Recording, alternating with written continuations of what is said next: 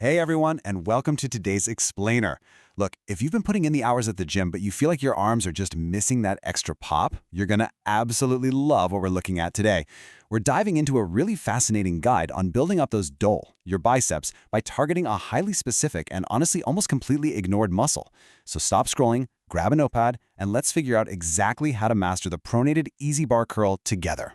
So I have to ask, are you neglecting your biceps short head? Well, for most lifters out there, the answer is a resounding yes. A lot of people kind of just think of the bicep as one big muscle that you can hit with any standard curl, right? But reading through this guide, the truth is actually a lot more nuanced. Your bicep is made up of two distinct muscles, the long head and the short head. If you've been doing standard curls for years and wondering why your arms still look a little flat from certain angles, there's a really good chance it's because you've been leaving an entire half of the muscle out of the equation. Okay, let's dive right into this. It turns out the short head is that smaller muscle located down at the lower part of your bicep, closer to the inside of your arm. And the really fascinating insight from today's explainer is how isolating this specific lower muscle is literally the secret to unlocking that full, thick 3D look for your dole. When you target the short head properly, you are essentially filling in all the gaps that those standard run-of-the-mill curls leave behind. Section 1. The right tools.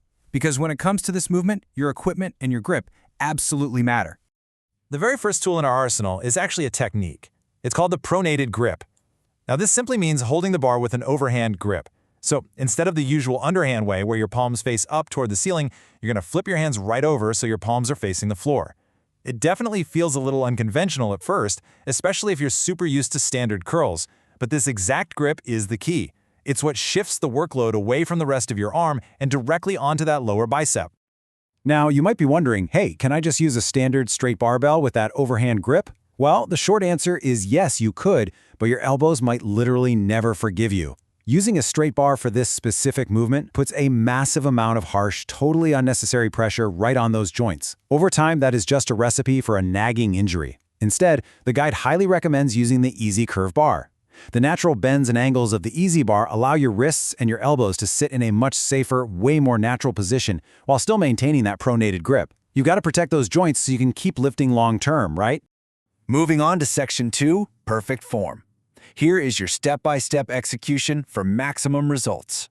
And this brilliantly illustrates the 4 critical cues you need to memorize here. Step 1, tuck those elbows in tight against your body. You never ever want to let your elbows flare outward during this lift. Step 2, push your chest out to maintain a strong, proud, upright posture. Step 3, as you curl the weight up, squeeze the muscle as hard as you physically can at the top of the movement. And finally, Step 4, control the weight all the way down until you get a full deep stretch at the bottom. So it's up for a tight squeeze and down for a full stretch. That is the exact rhythm we're aiming for. Section 3. Avoid the jhatka. Remember, stability is the absolute key to growth. The guide highlights exactly why a tight stomach matters so much in this movement. When you brace your core, you're creating a solid wall of stability. And this prevents that dangerous backward swing, what's often called the jhatka. See, when you use momentum to swing or jerk the weight up, 2 terrible things happen. First, you run the risk of completely tweaking your lower back. Second, you steal the entire workout away from your biceps. Think about it. If your back is doing all the work to heave the bar up, your lower bicep isn't doing the work to lift it. So keep it nice and slow, back and forth, with absolute control. Section 4. Chasing the burn. Let's break down the sets and reps for lower bicep growth. The big recommendation here is to actually start with a relatively light weight. Seriously, it is time to leave the ego at the door for this one. Because we're isolating such a specific, relatively small part of the muscle, going too heavy is just going to force your body to cheat. The sweet spot to start is 10 to 15 strict, highly controlled reps. You really want to feel that lower bicep working through every single inch of the movement, from that deep stretch at the bottom all the way to the hard squeeze at the top. So the crucial point is you don't actually have to stop at 15. Once you have the form absolutely mastered with a light weight, you can push this exercise all the way up to 20 or even 25 reps per set. When you hit those higher rep ranges, you are going to feel a massive, deep burn in the lower part of your arm. And you know what? You really want to lean into that feeling. To quote the source directly, the more you burn, the better it is. That intense, fiery sensation you start to feel around reps 18 or 20, that is exactly what you want for results. That metabolic stress is basically a giant signal telling your body to build and grow that short head. So don't shy away from the burn. Chase it.